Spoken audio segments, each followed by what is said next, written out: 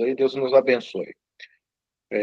Agradeço o doutor Fernando mais uma vez por estar dando todo esse suporte. Hoje o nosso tema é a lição número 8, que vai falar sobre fidelidade e comprometimento. Interessante essas duas palavras, e para nós termos realmente uma definição clara, eu vou começar aqui primeiro, deixa eu ver se vai passar, não vai passar, então acho que eu vou ter que voltar para vou ter que retornar aqui, você vê aqui, ela não está passando. Está passando para os irmãos agora? Você, passou o slide? Só para confirmar, por favor. Sim, sim. Perfeito, então. Sim, passou. Maravilha. Então, nós vamos falar aqui sobre fidelidade e comprometimento. Fidelidade implica em confiança e vice-versa. Então, é uma via de duas mãos.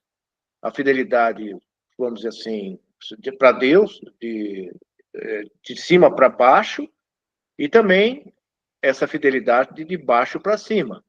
Essa é uma relação, então, que mútua, implica dos dois lados essa fidelidade. Então, nós temos uma promessa de Deus que ele se mantém fiel, apesar da nossa infidelidade.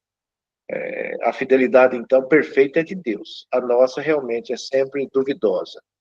E o se comprometer, esse compromisso, outros termos para falar sobre o que é se comprometer, engajamento, envolvimento, entrega. Talvez essa palavra tenha um peso muito grande, que é entrega.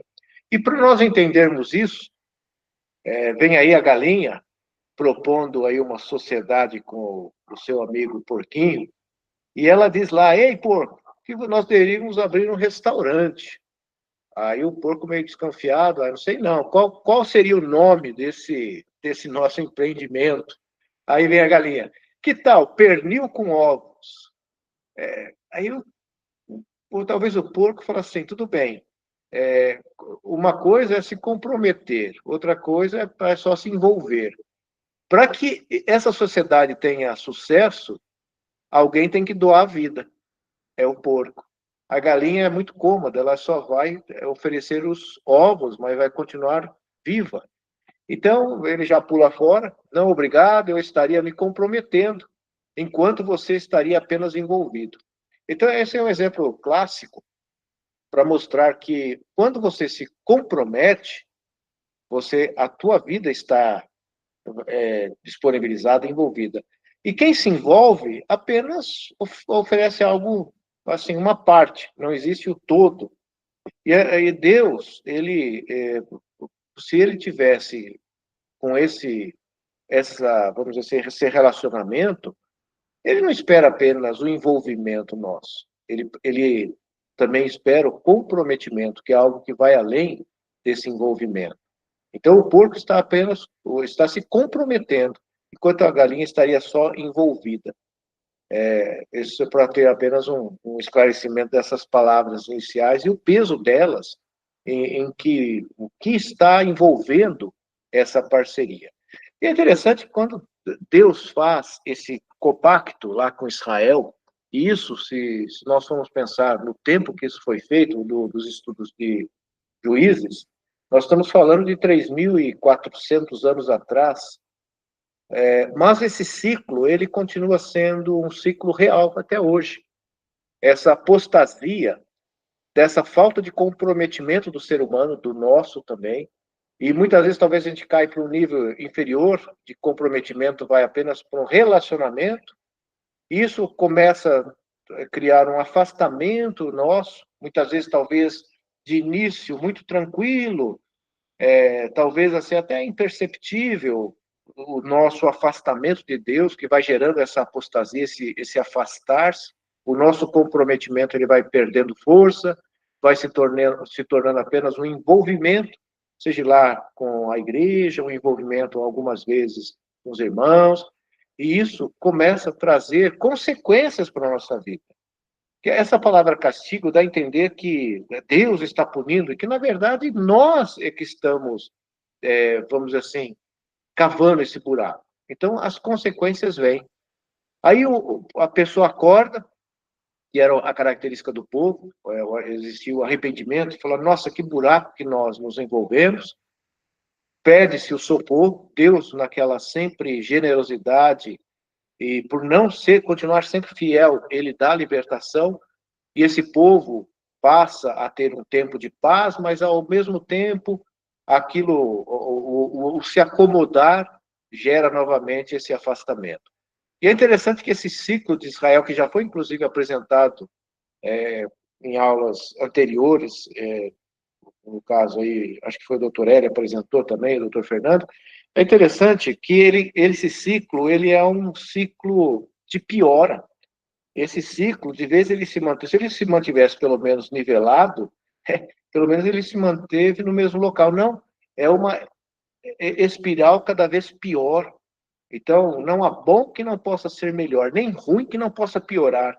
Então, essa apostasia, consequência, o castigo, o arrependimento e a libertação, cada vez nós temos esse movimento numa condição pior e pior.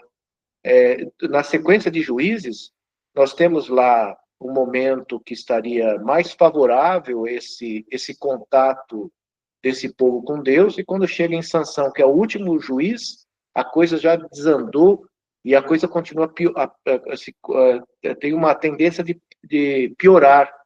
E é interessante o povo, ele realmente se afunda cada vez mais. Por isso que um buraco chama outro, ou um abismo chama outro. Então a pessoa cada vez está num buraco mais fundo. Tem um ditado que diz assim: se você está num buraco, pare de cavar. Mas infelizmente parece que a gente está no buraco e continua abrindo mais a cova, se afundando mais ainda. E isso é realmente o ciclo que nós vamos ver aí dentro desse livro de Juízes, mas pela graça de Deus, Deus levanta juízes, e nós vamos hoje comentar sobre Otiniel, Eude, Débora e Baraque. É interessante que realmente juiz mesmo é só Débora. Na palavra, na essência da palavra de juízes, só quem exerceu, de todos os juízes, quem exerceu essa função realmente de juiz foi Débora. O restante participou da libertação do povo. E esse primeiro tema, que seria a fidelidade, nós já falamos sobre essa fidelidade, que é 100% de Deus, mas a nossa sempre, infelizmente, parece que depende de situações emocionais, de situações, vamos dizer assim, que a nossa fidelidade, ela dependendo da saúde, dependendo das condições financeiras, dependendo do nosso humor, a nossa fidelidade, ela oscila. Mas, graças a bom Deus, a dele é 100% perfeita. Então, a nossa oscilação, talvez até por sermos humanos, a nossa fidelidade, ela é sempre uma interrogação. Dependendo, talvez, daí de situações da nossa vida, ela oscila. E o comprometimento, que nós já falamos ali a respeito do porquinho, esse é o dar a vida. E não só dar um tempo, ou só um momento, ou só algo parcial. Então, o comprometimento é uma palavra que exige muito mais do que simplesmente apenas aí um relacionamento. É algo acima. É um compromisso que tem envolvimento da própria vida. Então, fidelidade e comprometimento, eles se completam. E o Espírito aí do Senhor vem sobre Otoniel, essa é inclusive, a própria palavra diz que o Espírito do Senhor veio sobre Otoniel, como se fosse a ação do Espírito Santo, orientando. E é interessante que esse mesmo Espírito foi prometido por o Senhor Jesus Cristo, exatamente, não vos deixarei órfãos, eu tenho que voltar ao Pai. Jesus, quando ele fala sobre essa situação, olha, eu cumpri minha missão, a minha missão era vir e trazer novamente a condição desse ser humano estar agora restaurado perante Deus. Então, isso demorou muitos anos ali para que talvez o que estava sendo proposto lá em Juízes só foi completo 1.300 anos para frente, quando Jesus vem, e ele dá esse resgate, que não foi possível através das orientações dos juízes, que o povo continuou cada vez pior. Pensando talvez que reis pudessem atender essa demanda, vem Saul, vem Davi, vem Salomão, e a coisa desanda. Assim, nós vemos que também os reis não deram conta, E realmente a consumação dessa graça é através do sangue de Jesus, que aí sim, 100% dessa condição, desse aproximar de Deus, agora é dada. Então, nós temos, sim, hoje, esse entendimento que o que o homem não teve condições de fazer, seja ele os juízes, os reis, mas hoje nós temos esse conhecimento. Mas atravessamos os mesmos desafios, apesar isso de nós estarmos comentando ter acontecido há 3.400 anos, talvez, atrás, hoje os desafios são os mesmos. Então, nós hoje estudamos de uma forma crítica, mas ao mesmo tempo falando, nós temos os mesmos buracos na nossa vida, as mesmas dificuldades. E essa opressão, que diz aqui, que é registrada lá no livro de Juízes, que é a opressão que seria um rei que vem, o rei da Mesopotâmia, vem, invade, e ele domina. Por quê? Mas por que chegou nesse ponto de ter Israel perder até a condição de eles gerenciarem ali a terra deles? Não, por 8 anos agora vem esse rei, toma conta da região e oprime. Oprimir é alguma coisa que alguém pisando na tua cabeça, opressão. Então, essa opressão, ela é registrada, o povo... Mas por que disso? O ciclo da apostasia, do se afastar de Deus. Mas é interessante que o povo, quando se afasta, ele tem que ter alguma coisa que ele tem que se apegar. Ele abre mão de Deus, mas, ao mesmo tempo, ele abraça uma outra crença. Então, esse pecado da idolatria, ao mesmo tempo que ele se afasta de Deus, que, na verdade, ele está se aproximando de outros deuses. E aí vem essa punição, que seria as consequências desses falsos deuses, que prometem muito, mas não entregam nada. E aí vem realmente a situação degradante ali. E aí Otoniel é levantado para poder realmente libertar o povo. E eles acordam e percebem que realmente foi correr atrás do vento. Aí diz lá, Caleb, quem ferir Kiriat Sefer e tomar, lhe darei minha filha Asquisa por mulher. Tomou por Otoniel, filho de Kenaz, irmão de Caleb, e ele tem então essa vitória. Então foi prometida a filha, quem conquistasse a cidade, e Otoniel, ele de uma forma corajosa, determinada, ele toma, vamos dizer assim, ele tem essa conquista. Então, Otoniel é exatamente é o primeiro juiz. Olha só. Então, é alguém que já tinha uma história. Não é como nós dizemos, caiu de paraquedas. Não. Otoniel, ele já tinha feito, ele já tinha mostrado uma confiança em Deus, ele já tinha mostrado o seu valor.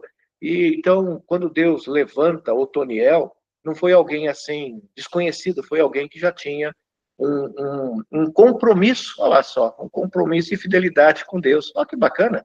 Existia já fidelidade, compromisso de Otoniel com Deus, por isso que aí vem o primeiro juiz. Mas quando os filhos de Israel clamaram ao Senhor, o Senhor suscitou quem? Um libertador. Quem era essa pessoa? Otoniel.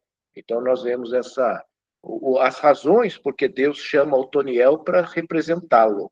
E a Bíblia dizendo que o Espírito do Senhor estava sobre Otoniel. E nós vemos que esse coração já era fiel e comprometido a Deus. É interessante que quando nós falamos de idolatria, esses ídolos, eles são... O que é um ídolo? O significado é inútil, é alguma coisa detestável. Eu não sei se tem alguma coisa detestável na tua vida.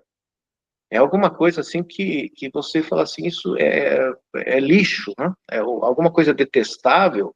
Você não vai guardar, eu vou guardar isso aqui, porque um dia pode ser útil. Não, se é alguma coisa detestável, é lixo. E por isso que talvez Josué ele fala, joguem fora. Ah, mas eu trouxe esse amuletinho lá do Egito, e era para dar sorte, essa figa, isso, aquilo, não sei o quê.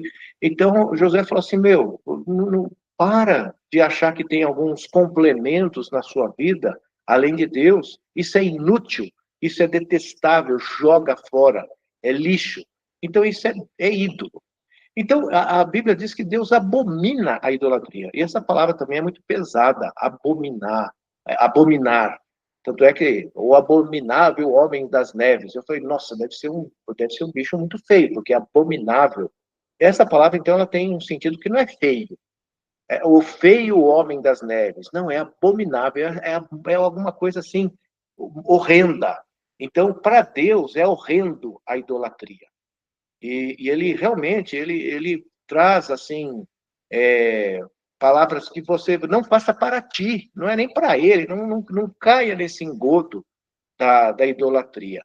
Mas é interessante que muitas vezes a gente lembra aí da idolatria das imagens, que talvez ela é mais forte na Bíblia, mas também existia a idolatria à natureza. Então, quantos o Deus Sol, a Lua, tantas, vamos dizer assim, entidades da própria... É o que o homem conseguia palpar, talvez por isso que a idolatria é tão forte, eu digo, na nossa vida, porque com essa substituição da apostasia e se afastando de Deus, automaticamente você é um alvo fácil para a idolatria. Aí você começa a querer ter alguma coisa palpável, que seriam as imagens, a natureza, ou até pessoas. É interessante que, quantas vezes nós vemos ali essas as pessoas, é meu ídolo. Então nós temos que tomar cuidado com o que pode estar trazendo idolatria para a nossa vida. São a partir dos políticos, eu achei interessante isso aqui, muitas vezes a pessoa ela se envolve tanto com a política, que muitas vezes se torna uma verdadeira idolatria. Então, isso são assim, cuidados que nós temos que estar nos policiando para ver se nós não estamos assim trocando quem realmente acaba sendo o nosso motivo de fidelidade e de compromisso, que muitas vezes nós acabamos escolhendo outras coisas. E é interessante que, se nós tivéssemos que pensar, e Deus sendo essa corda extremamente forte, e nós, quando temos compromisso e fidelidade com Deus, no início, como aquele povo, ele se agarrou realmente em Deus. Então você fecha com todas as forças a sua mão e você sabe que realmente você tem que se manter firme aí, você não pode começar a abrir os dedos. Se você está segurando uma corda dessa e fala assim, mas eu acho que dá para... eu tenho 10 dedos, então talvez eu possa dar um dedo para tal coisa na minha vida. Aí fala assim, mas apareceu outra coisa na tua vida, então eu tenho a salvação, então eu tenho eu estou agarrado na minha salvação, nessa corda fortíssima, mas eu precisava de também ser rico, e para ser rico, eu posso ter a necessidade de abrir um dedo para poder adquirir esse complemento além da salvação. Seria bom nessa vida também ter riquezas. Mas eu preciso ter o meu grande amor, e para conquistar isso eu tenho que fazer... Aí você abre mais um dedo. Então já são 2 dedos. Dos 10, só tem 8 segurando. Mas eu preciso do sucesso. Aí eu preciso de poder. Aí já se perdeu uma mão, né? Você só tem um... eu preciso de influência. Aí são 4, aí cai. E realmente, se nós pensarmos, no momento que essa mão poderosa de Deus segurando a corda, mas eu começo por causa de idolatria sutis que talvez venham surgir na minha vida, quando eu me vejo, eu estou caindo. E foi o que aconteceu com o povo. O povo que tinha uma missão de colocar para fora do território deles aqueles povos que cultuavam outros deuses, eles não quiseram. Eles tinham a promessa de Deus que eles seriam vitoriosos, mas eles não quiseram. Eles se acomodaram, talvez, pensando assim, mas esse pessoal pode fazer o trabalho pesado. Eu vou ter que cultivar a terra, eu vou ter... Então, por que eu não posso deixar esses caras aqui e não preciso expulsar todo mundo? Eu posso, já que eu vou dominar, ele se torna o meu escravo e vai fazer o trabalho pesado para mim. A Bíblia diz isso, que realmente eles toleraram, vamos dizer assim, não quiseram que aqueles povos saíssem, por quê? Era conveniente para eles a mordomia, talvez, de ter alguém fazendo o serviço pesado. Beleza, eles estão aí e vão me oferecer o serviço, essa mão de obra, vamos dizer assim, barata. Mas o que eles trouxeram para a vida do povo de Israel? Os ídolos. Eles tinham lá o Deus da fertilidade, o Deus da reprodução, o Deus disso, o Deus daquilo. Então, além do Deus Todo-Poderoso, aquelas sutilezas daqueles povos começaram a trazer novas ideias de atalhos para a vida do povo. E por isso que esse povo ele vai para a apostasia, que eles começaram a ser seduzidos por aqueles povos que ficaram, no primeiro momento, trabalhando pesado para eles, mas trazendo uma influência terrível, que era a idolatria no coração. Então, nós vemos esse povo caindo nesse engodo. E essa mão, realmente, ela não mais comprometida em segurar de uma forma mais forte possível essa corda. Então, qualquer coisa que nos controla, se torna deuses na nossa vida. Quem busca poder é controlado pelo poder. Isso é muito forte, talvez até no meio político, ou muitas vezes até dentro, vamos dizer assim, de uma faculdade ali, o pessoal fala que briga-se até por quem vai ser o gerenciar o cafezinho, né? Qualquer coisa que a pessoa se sinta dentro, tendo poder, a pessoa se embriaga com esse poder. E talvez, por que não pensar na igreja? Eu queria essa comissão, eu queria isso, eu queria aquilo. Então, nós, muitas vezes, dentro, talvez até da igreja, podemos estar brigando por, assim, poder. Então, essa outra também, buscar a aceitação das pessoas. Então, você começa a servir para ter aceitação, isso se torna um Deus.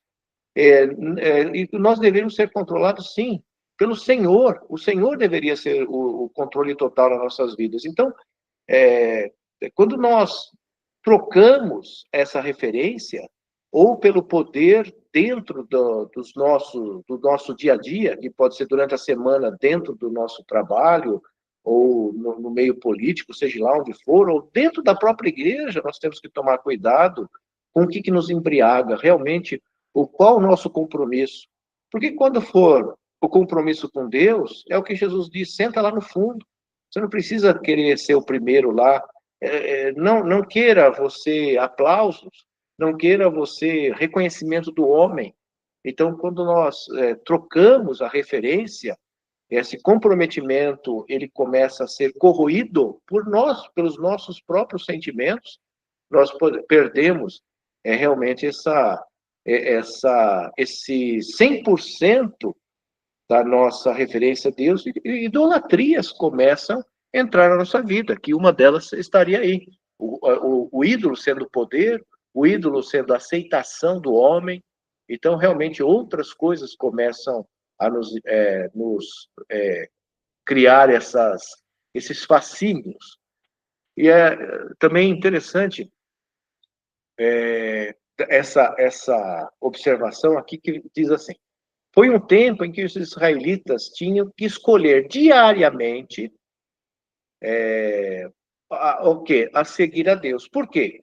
Porque o fato deles terem aqueles povos, naquele momento, trabalhando para eles e oferecendo esses deuses que atendiam tudo as necessidades.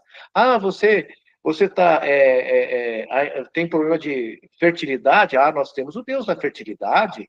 Você acabou de fazer um plantio? Nós temos o Deus da colheita. Não tem chuva? Nós temos o Deus da chuva. Você está sem dinheiro financeiramente? Nós temos o Deus do dinheiro.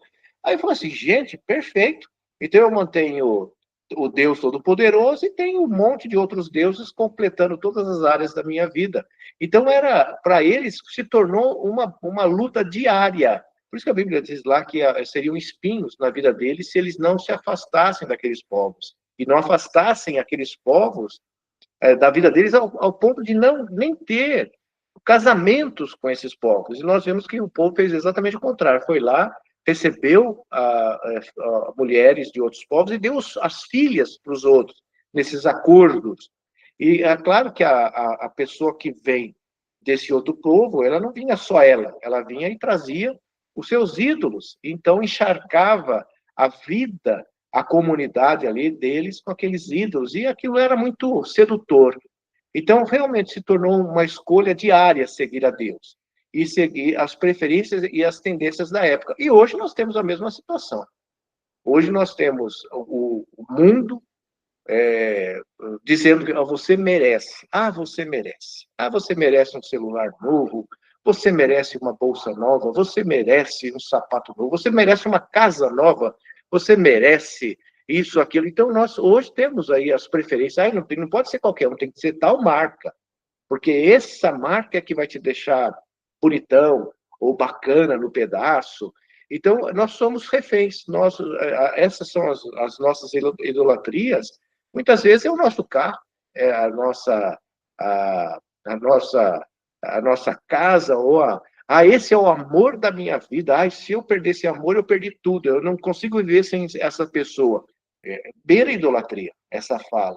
Então, essas preferências, essas tendências daquela época, hoje são reais na nossa vida. Então, o livro de Juízes, ele se ocupa principalmente de relatar como Israel fracassou nessa tarefa de se manter fiel a Deus. E como deixou de conhecer, amar e obedecer a Deus para fazer o que parecia aos olhos dele, assim, não é tão ruim esse negócio. Eu não tô tão errado assim. Eu estou fazendo aí porque no meu ponto de vista, isso não é tão assim terrível. Deus não vai ficar ofendido. Então, hoje nós usamos as mesmas desculpas. Então, hoje, muitas vezes, cada um caminha com o que parece certo aos seus olhos. Eu acho que isso não tem nada a ver. Hoje, talvez essa frase é muito forte no nosso meio. Não tem nada a ver. Nada a ver. Isso, muitas vezes, o meu filho usava esse termo. Pai, não sei, isso não tem nada a ver. Não tem nada a ver, mas você vai ver lá o buraco que você vai se enfiar nesse teu achômetro. E Deus, com toda certeza, um pai amoroso, já antecipadamente sabia daquilo tudo. Eu trouxe aqui vários deuses daquela época, e é interessante que a Bíblia diz bem claro, olha, eles, tudo bem, você tem aí o Deus da fertilidade, o Deus do amor, o Deus da produção, o Deus do poder, o Deus do dinheiro, o Deus da beleza, o Deus da inteligência, o Deus disso, daquilo. Então, mas eles não têm olhos e nem podem ver. Não têm ouvidos e não vão te ouvir. Ele não tem nariz e não tem condições de cheirar. Não tem boca, portanto, não fala. Não sai da sua garganta som algum. Os seus pés, eles têm, mas eles não caminham um palmo, não andam. E a Bíblia diz, olha, que fiquem iguais a eles todos que fazem também, os que o fazem e também todos os que neles confiam. Então, olha, vocês que fabricam esses ídolos, vocês vão ficar igual a eles, e todos que os servem também. Então, você quer enxergar na tua vida? Fique longe dos ídolos. Você quer ouvir a palavra de Deus? Fique longe dos ídolos. Você quer ter o melhor cheiro, o cheiro suave de Deus? Fique longe desses ídolos. Você quer realmente caminhar na sua vida? Fique longe dos ídolos. Você realmente quer ouvir da boca de Deus? Fique longe. Por quê? Se você não se afastar desses ídolos, você se torna como um deles. Você fica cego, surdo, perde nem anda na sua vida. Então é interessante como nós somos alertados ao perigo dos ídolos na nossa vida. No momento que nós, então, novamente, nos afastamos de Deus por abrir mão de Deus e, ao mesmo tempo, abraçar. Toda vez que nós nos afastamos de Deus, automaticamente, algum ídolo nós estamos adorando na nossa vida. Então, esse abrir mão, ele é perigoso. E é interessante que nos fascina. A Bíblia diz lá, Gálatas, o que você fascinou? Mas a corda aqui ela é colorida, ela é brilhante. E essa corda de Deus é muito opaca, ela já não está mais com aquele... É outra moda, a moda agora é uma corda reluzente, agora a moda é ter jogo de luz, é um negócio... Então, nós gostamos de novidade. E, infelizmente, o inimigo, talvez, ele oferece cordas novas, cordas sedutoras, cordas brilhantes, cordas que nos fascinam. E nós abrimos mão e corremos atrás de outras cordas que são nos oferecidas. Então, eu fui dar uma olhadinha hoje, fui ver lá o que se tem o sabonete ungido sendo vendido no Mercado Livre, olha só, a corda. Então, nós até, se alguém precisar de mais unidades, já vem até 100 unidades. Óleo, lâmpada ungida, mini lâmpada para o óleo ungido, e vassoura ungida. Então, hoje, nós vemos assim que quantas coisas são oferecidas. Já pensou você confiar numa vassoura, você confiar numa lâmpada, você confiar num sabonete, num sal, no óleo? Então, hoje, infelizmente, isso tudo é comércio.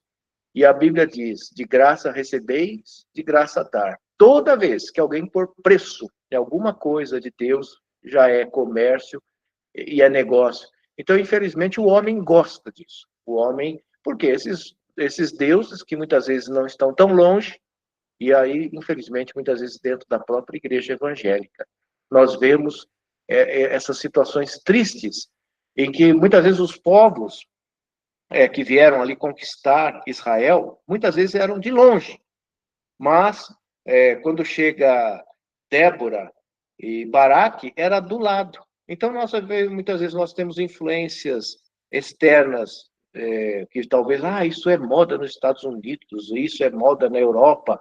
Então, nós temos influências de longe, trazendo coisas novas, que sufocam a nossa vida aqui. E talvez coisas do lado. E eu digo, então, problemas que muitas vezes idolatrias tão próximas, e algumas vezes até sendo oferecida aí dentro de igrejas.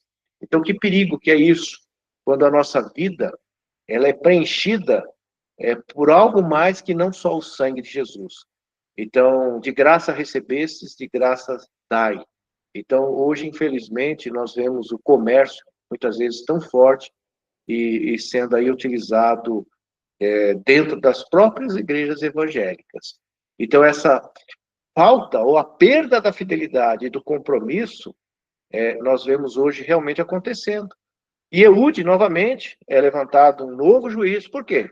Porque agora, aquele primeiro desafio foi lá vencido, houve libertação do povo pela ação de Otiniel, e agora nós vemos novamente esse povo, ele caindo à opressão, ele se afastando de Deus. Aí esse outro povo, os moabitas, também é um povo que veio de longe para conquistar ali Israel. Mas por que tudo isso? Por causa do pecado, e pela imoralidade, pela idolatria, que voltou a ser forte. Então, hoje nós vemos a imoralidade muito forte.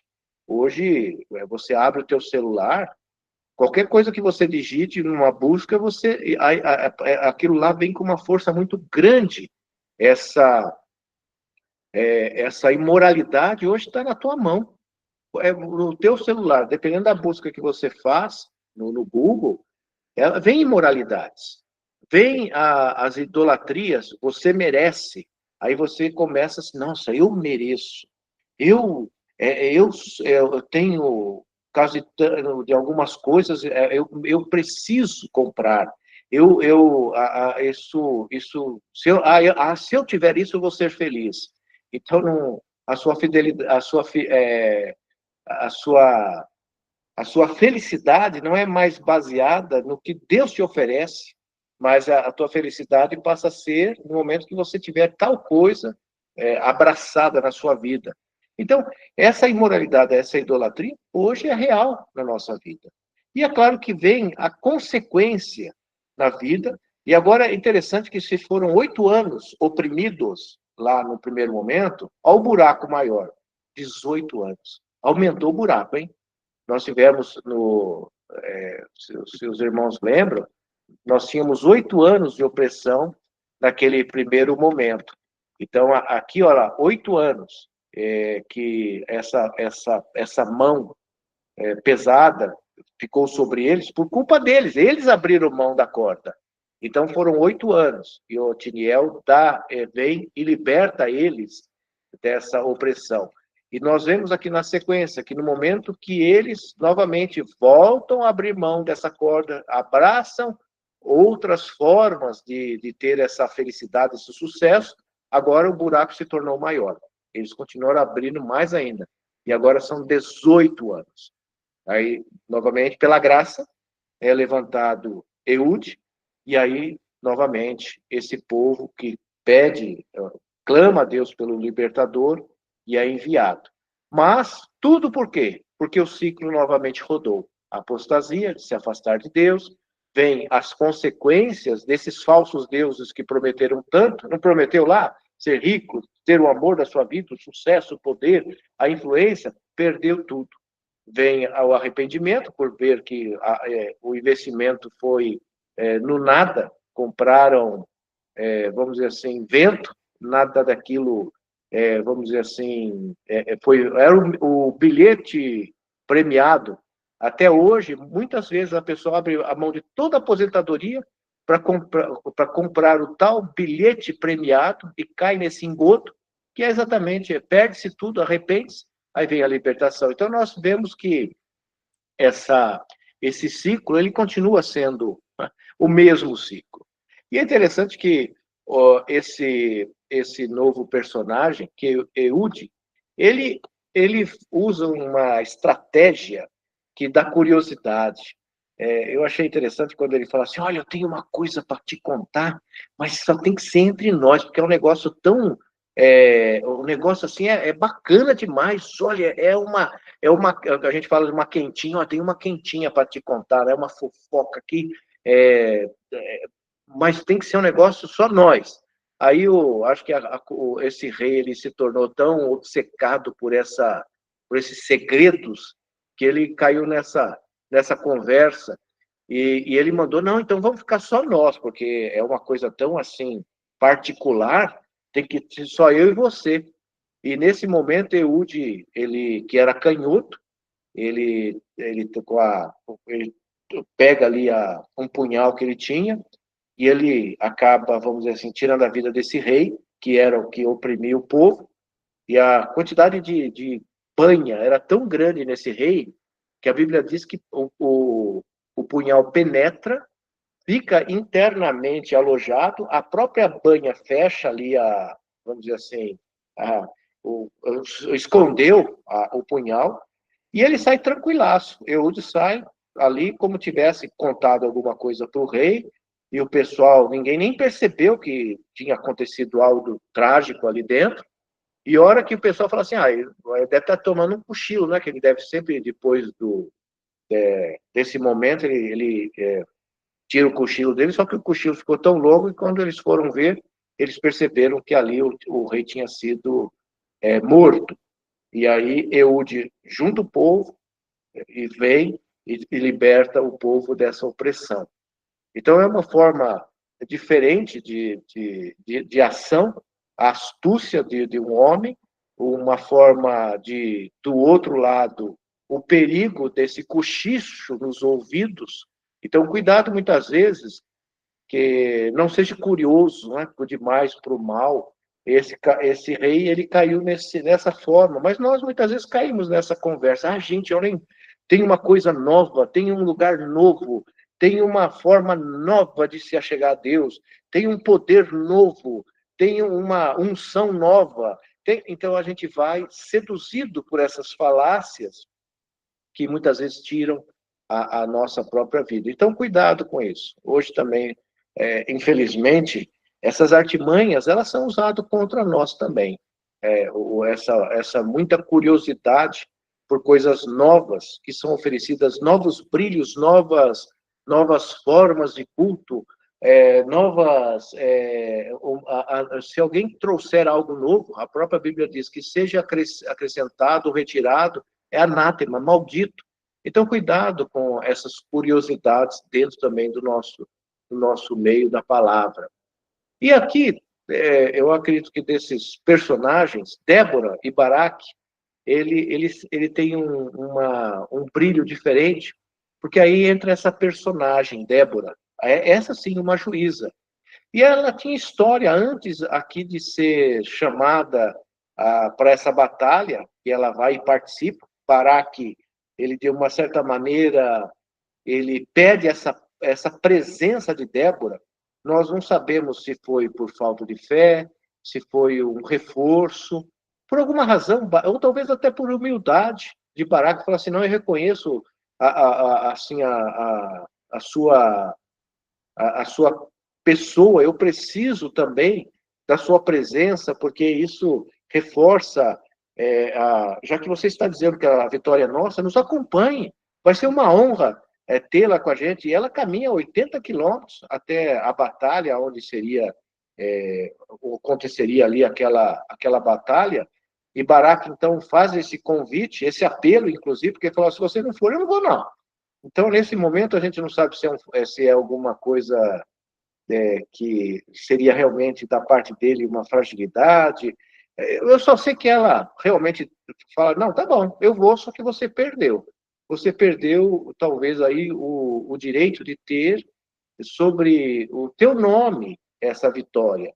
Mas essa vitória agora passou para a mão de uma mulher, que mais para frente nós vemos ali que depois da batalha, que foi algo diferenciado, uma mulher fecha a história e, no caso ali, elimina o general que foi vencido pela mão de uma mulher.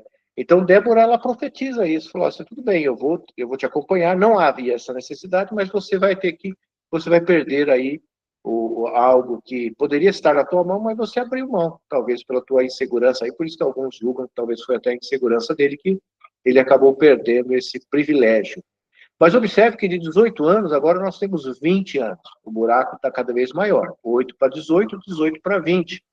Novamente, nós temos essa geração oprimida, nós vemos aí que realmente o pecado desviou novamente o povo de Deus, a idolatria, ela vem.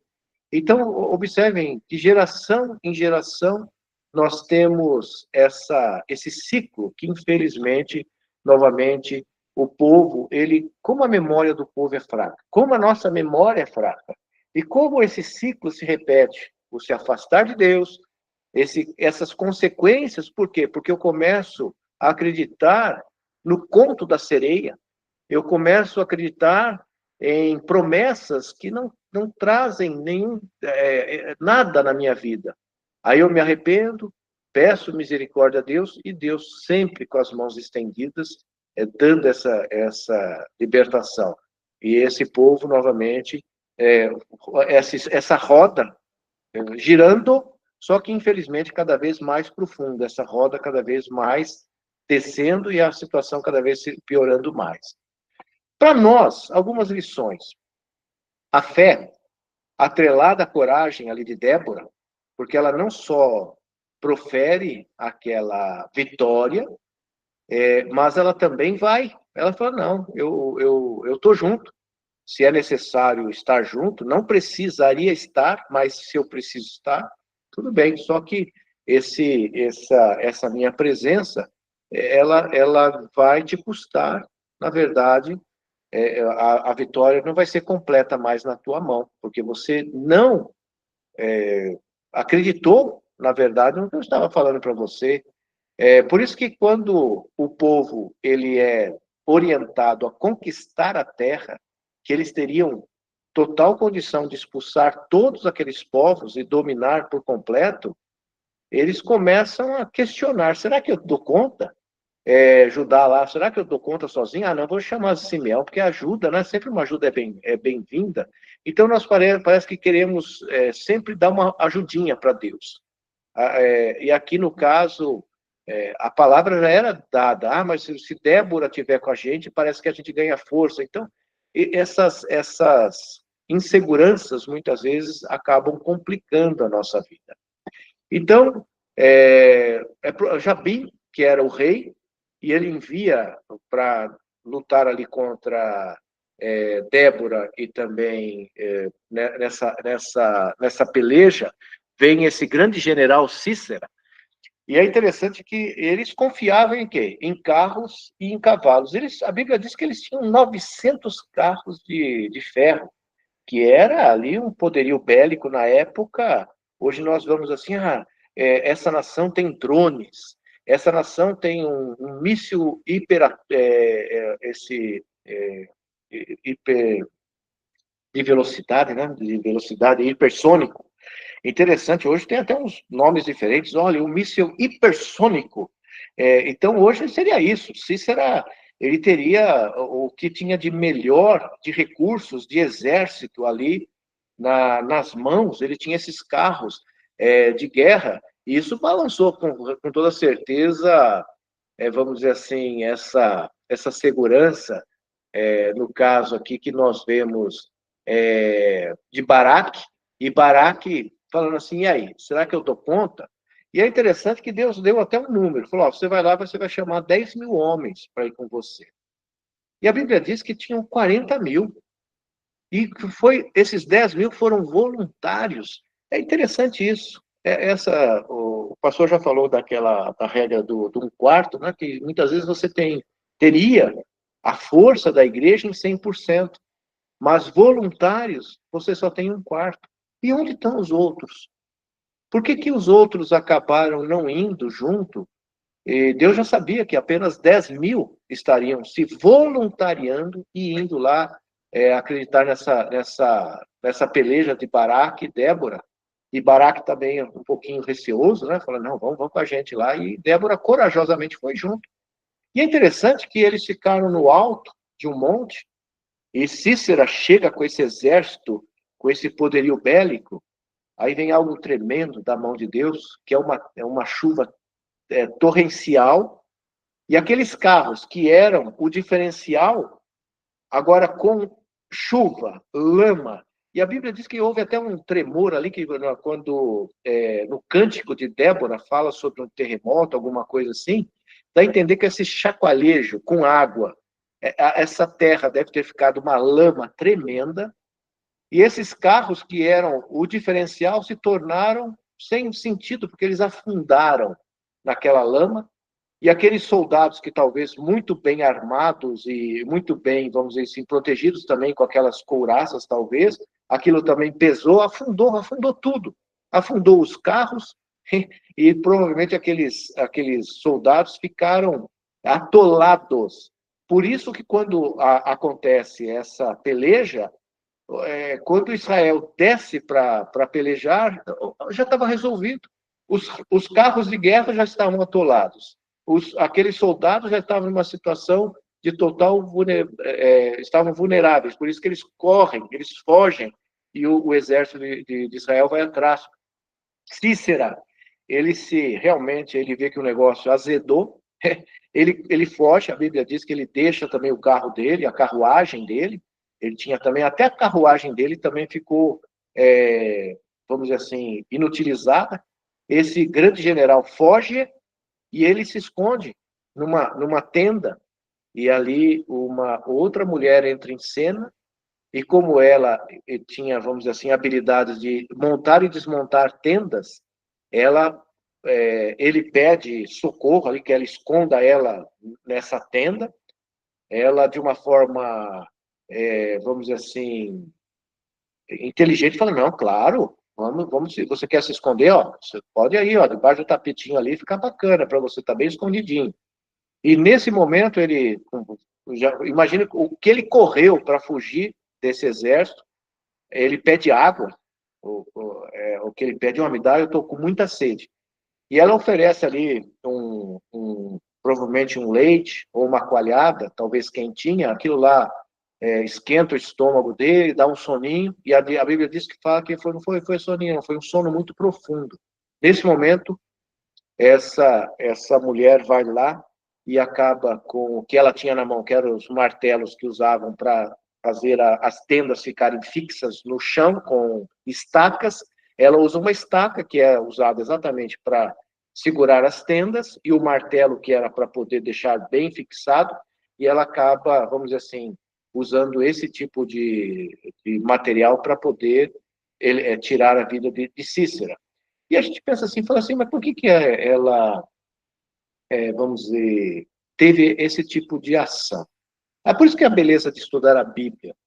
É interessante que uma forma de comemorar as vitórias E aí nós vemos os capítulos, os 4 primeiros capítulos, que seriam um histórico do ponto de vista humano, de como foi essas batalhas, como se deu essas conquistas, mas quando vem o capítulo 5, que é o cântico de Débora, vem exatamente a visão teológica de como Deus estava enxergando a batalha e como os homens, que seriam os primeiros 4 capítulos, estavam enxergando. E aí que nós vemos revelações interessantes, dizendo que aí sim, choveu, então esse atolar dos carros, essa inutilidade desses carros de ferro, foi pela mão de Deus que mandou essa chuva atípica, ao ponto desses carros afundarem. Então, o cântico de Débora, na verdade, é a visão teológica de todos esses eventos. E, no caso, os primeiros 4 capítulos, a visão do relato humano, mas eles se completando, eles um fechando o histórico do outro. E é interessante que nesse cântico, Débora relata uma coisa uma profecia, que a mãe de Cícera esperava a volta do filho, é claro.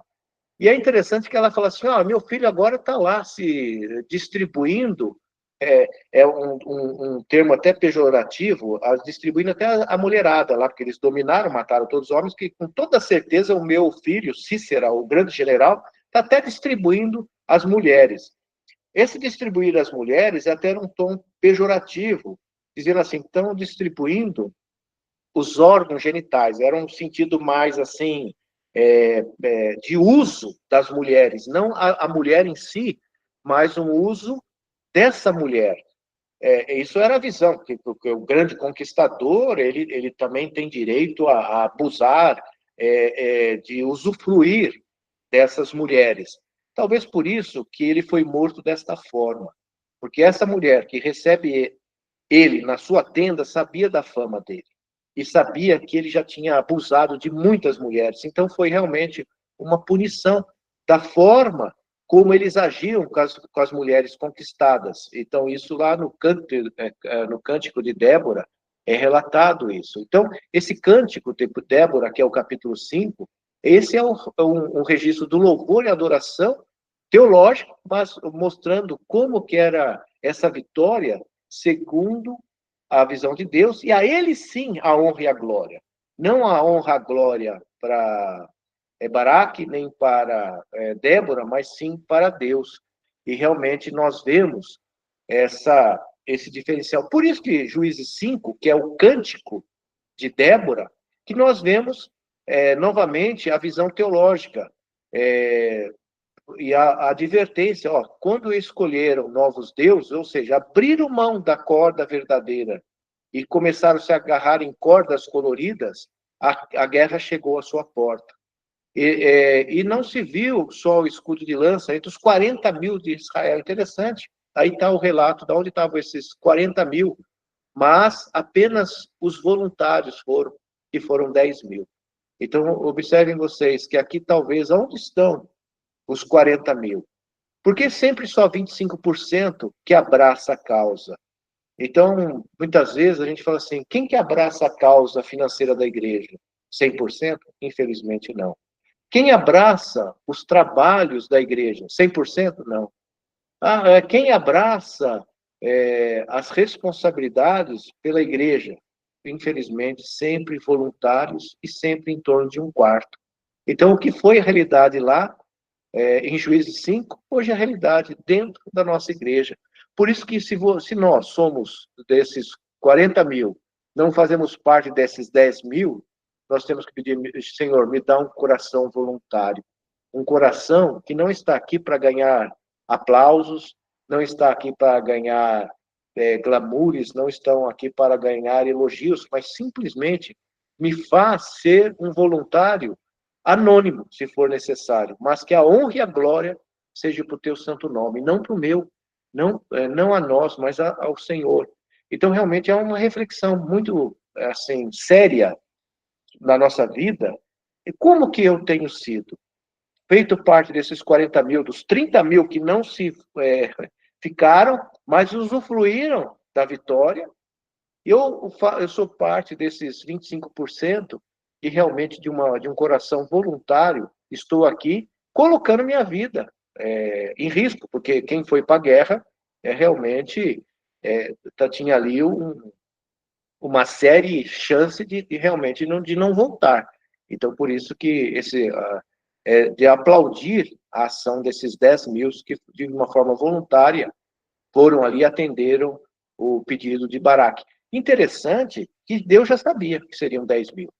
Eu sei, tem 40 mil, mas não adianta que só 10 mil vão se propor a estar realmente apoiando esse teu pedido de libertação.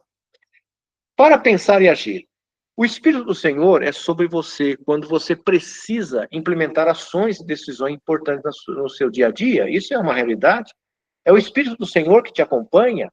Ou será que você traz aí outros caminhos, outras alternativas, outras soluções? Então, o Espírito do Senhor é 100% na tua vida? Ou será que nós temos outros tipos, assim, entre aspas, de amuletos, mesmo dentro da nossa vida? O que te traz aí? Será que a salvação, ela te basta? Ou, como foi dito para Paulo, a minha graça te basta. Ah, Senhor, mas eu preciso de mais recursos. Ah, eu preciso de um amor. Eu preciso de sucesso. Eu preciso de poder, Senhor. Eu preciso de influência. E nós vemos, assim, que isso embriaga o ser humano. Inclusive, foi a tentação de Jesus. Até o Filho de Deus foi tentado nisso. Olha, eu te mostro todo o glamour dessa terra. E eu posso te dar. Jesus não questionou, não. Falou, não, mas só Deus será, só a Ele a glória. Então, nós devemos tomar cuidado no nosso tempo, porque isso continua embriagando os nossos corações.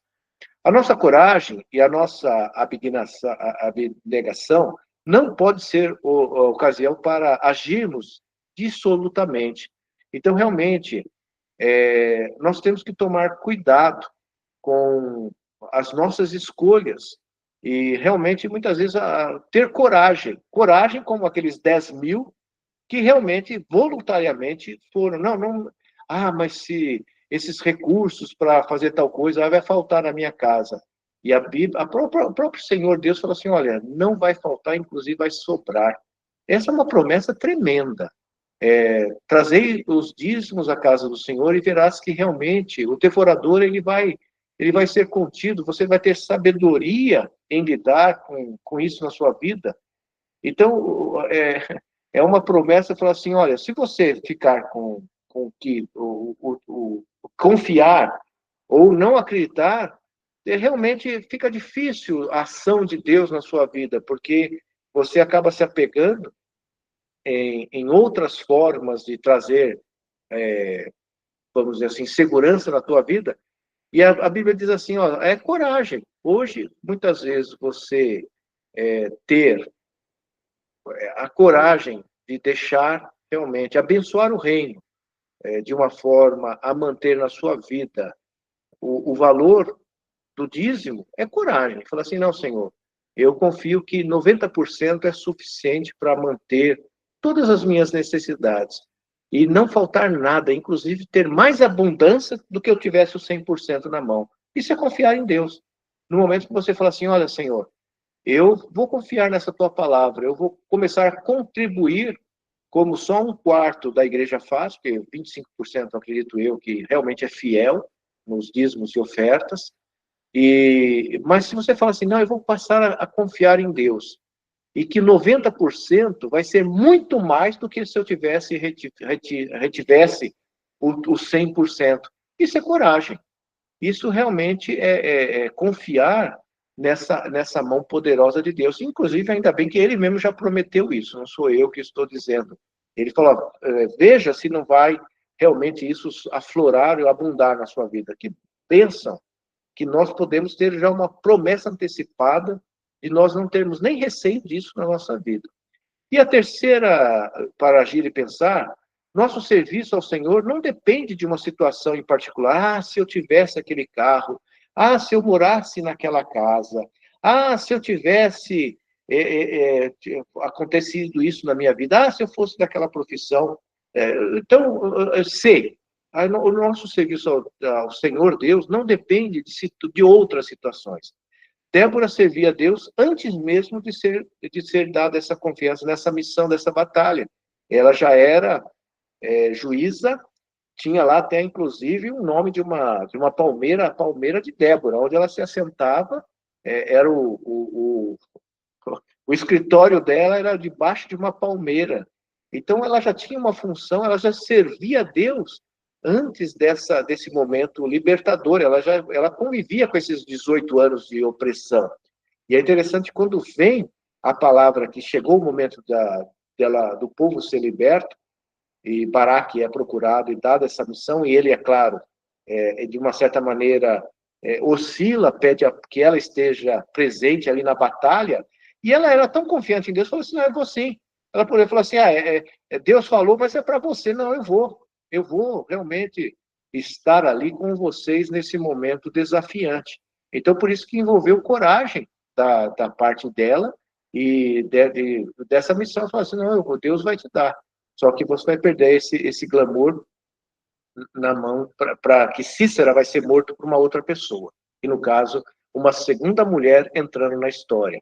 Então, você tem esperado algo acontecer na sua vida para começar a servir ao Senhor? Ou tem servido a Deus pelo que Ele é? E não pela mão que Ele pode te oferecer. Então, nós servimos a Deus pelo que Ele é, pela graça dEle, ou pelo que Ele pode ter na mão dEle para nos presentear. Então, infelizmente, muitas vezes nós procuramos as mãos de Deus, mas não o Deus da graça. Um Deus que a minha graça te basta. Então, talvez se a gente ter que ouvir como Paulo ouviu, a minha graça te basta.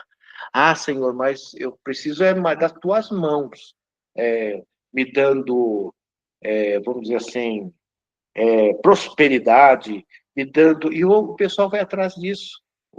Quanta gente não prometendo prosperidade, livramentos, amores, riquezas, carros novos, você vai receber, vai sair da sua casa, você vai ter aqui agora você vai morar na cobertura. Então, o homem, ele corre atrás das mãos de Deus.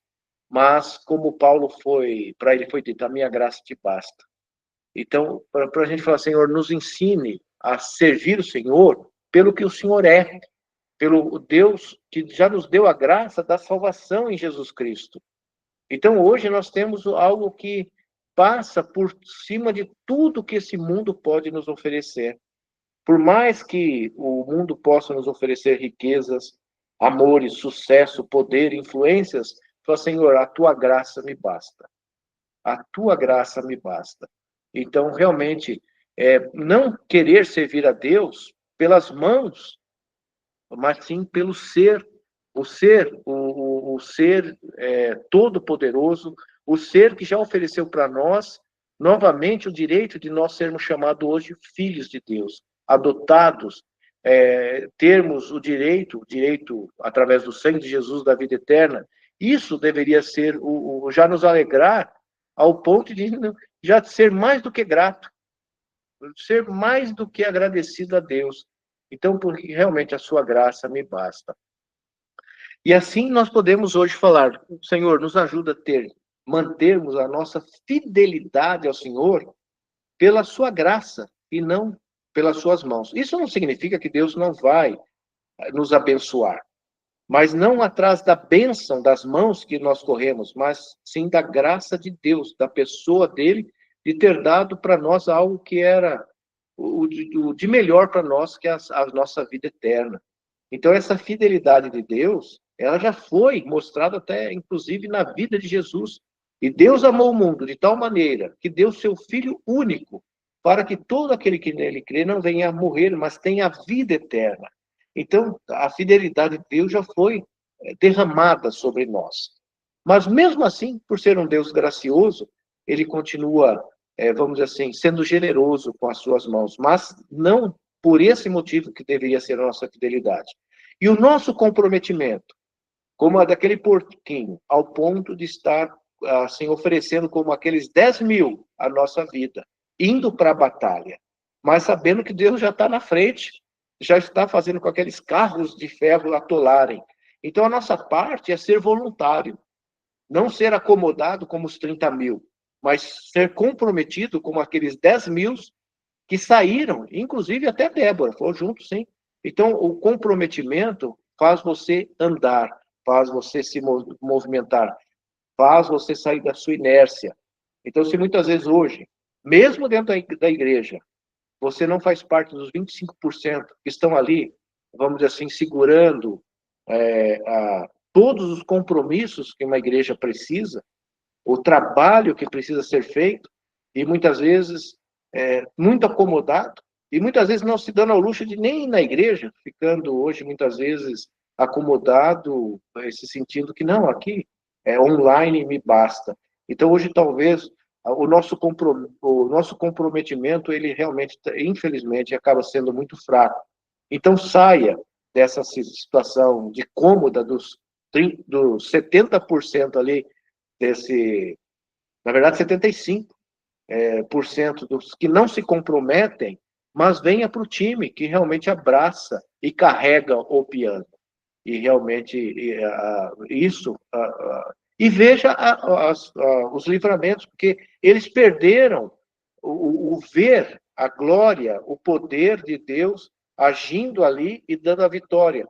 Então, eles só ouviram falar, mas eles não viram. Então, realmente, que a gente aprenda a estar na linha de frente, vendo as maravilhas de Deus. Irmãos, que Deus nos abençoe e permita aí que, mais uma vez, nós possamos aprender com as lições. Passo agora e dou a oportunidade dos irmãos compartilharem, como eu, aí, o que eu aprendi hoje. Hoje eu tive essa oportunidade.